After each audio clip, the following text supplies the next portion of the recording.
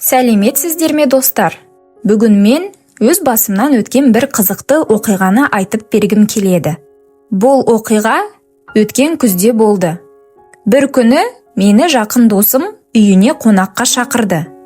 Ол маған кешке келуімді өтінді және отбасымен бірге шай ішетінімізді айтты. Мен бұл шақыртуға қатты қуандым. Өйткені мен қонаққа барғанды, жаңа адамдармен сөйлескенді жақсы көремін. Қонаққа құр қол баруға болмайтынын білемін. Мен дүкенге барып, тәтті торт сатып алдым. Бұл үй иесіне деген құрметтің белгісі.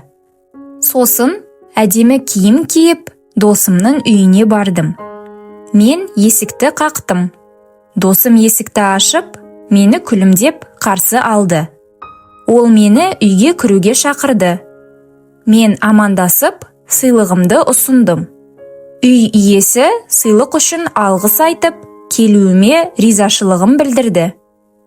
Мен аяқ киімімді шешіп, үйге кірдім. Үйдің іші өте таза, жарық және жылы. Маған үйдің іші бірден жайлы әсер қалдырды. Мен қонақ бөлмеге өттім. Үй иесі мені төрге отырғызды. Қазақ дәстүрінде қонақты төрге отырғызу қонақжайлық. Дастарханда бауырсақ, түрлі салаттар, ет тағамдары және тәттілер болды. Шай да дайын тұр. Үй иесі маған шай құйып берді.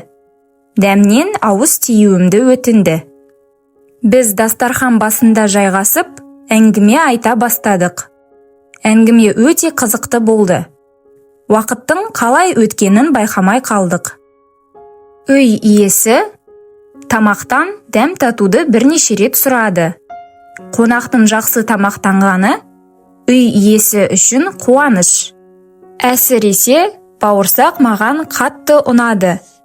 Ол жұмсақ әрі ыстық болды. Тамақтан кейін тағы да шай іштік.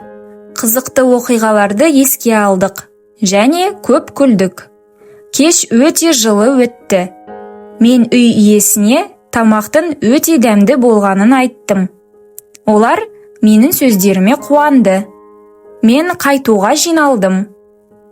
Үй иесі мені есікке дейін шығарып салды. Бұл да қазақ халқының жақсы дәстүрлерінің бірі.